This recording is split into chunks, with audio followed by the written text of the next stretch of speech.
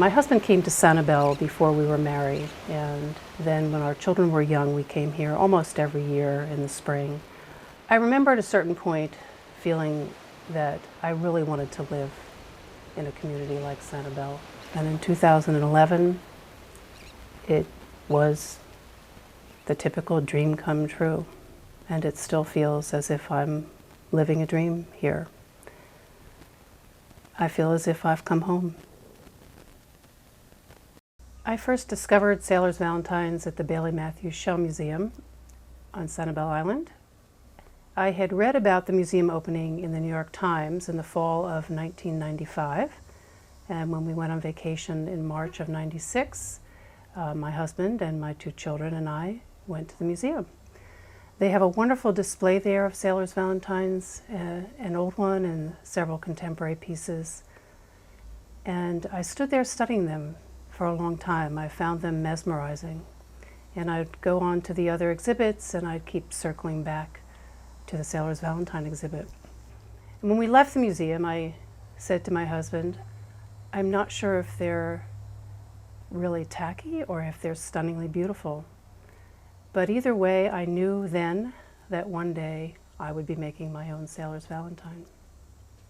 So I began to search for information about how to make Sailor's Valentines, and it was very, very difficult to find any information. There were only a few people who made them at that time. There were no books available, very little in the way of print matter about them. So it was really a challenge to figure out how to begin thinking of the process of what I would need to create a Sailor's Valentine. It was thought by collectors and scholars alike that Sailor's Valentines were made by sailors at sea, much the same way that they did scrimshaw. But it is very unlikely that one could create a Sailor's Valentine while on a ship. In 1961, a woman named Judith Coolidge Hughes published an article in the magazine Antiques where she identified the 35 species of shells used in Sailor's Valentines, all as being native to the West Indies, particularly Barbados, and not anywhere else. A woman had gone to restore an old Sailor's Valentine and had discovered in the back a Barbadian newspaper dated 1833. From there, people began to do a little more research. Eventually, people realized that it was a cottage industry on Barbados from the early 1800s, probably till about 1880. And Barbados was the last port of call for sailors from both the United States and from Britain. And that's where most of the old pieces were being found in later years. So I started to look for small shells that I would be able to use when I started my first piece. Some of them I could collect on the Sanibel beaches. Others I would find in shops, either in Sanibel or any coastal town usually. And some of them I just traded with some people that I knew who were shell collectors as well. In 2001, my older sister Judy was diagnosed with Lou Gehrig's disease. I was working at Brown University at the time, and after about 6 or 7 months, I decided that I needed to quit that job so that I could spend as much time as possible with her. So I would drive back for 3 or 4 days to visit her in Connecticut and then drive home to Rhode Island. And I began then to make my first Valentine. I gathered all my shells together, I spread them out on the dining room table. I found a place to buy myself a box, and I began the process of designing my Valentine.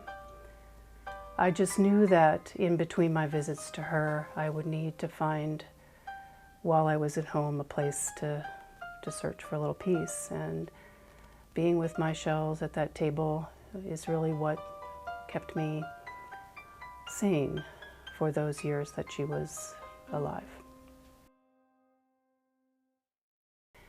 And the very first piece that I completed was Love is a Rose.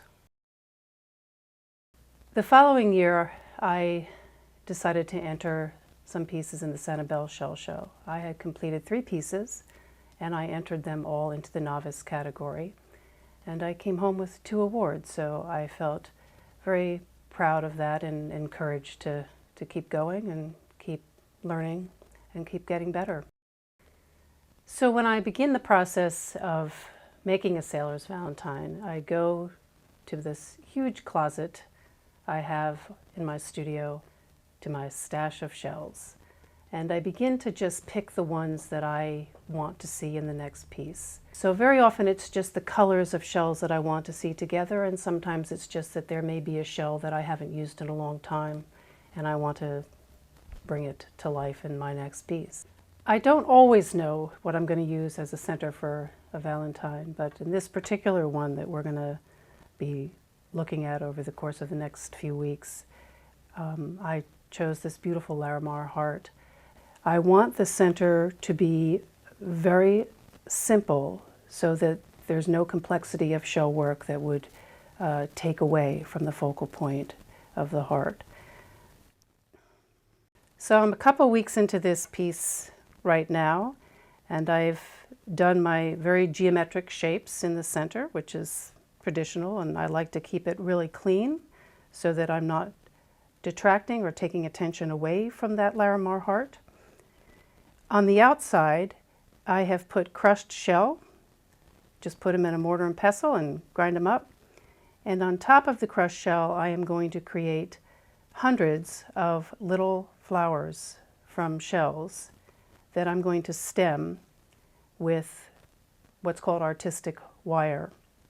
And I also like symmetry. That's one of the things that appealed to me about the valentines when I first saw them, is that the symmetry of everything. So I don't do well with randomness of flowers. I place them all very distinctly in the same way in each section of the valentine.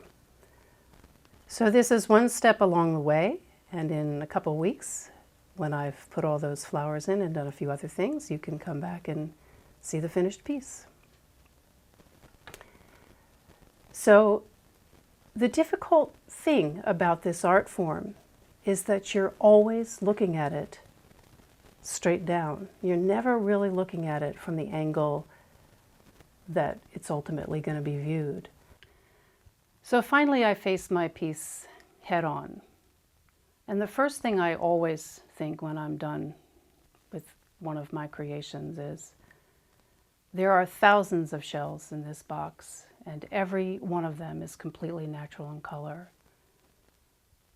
And I am in awe of the variety of colors, a testament, of course, to the brilliance of nature. So I ask myself if I have done them justice. And as I look at this piece, I feel that I have given a respectable new life to these many, many shells that once were home to living creatures. Now, I'm pretty happy with this one.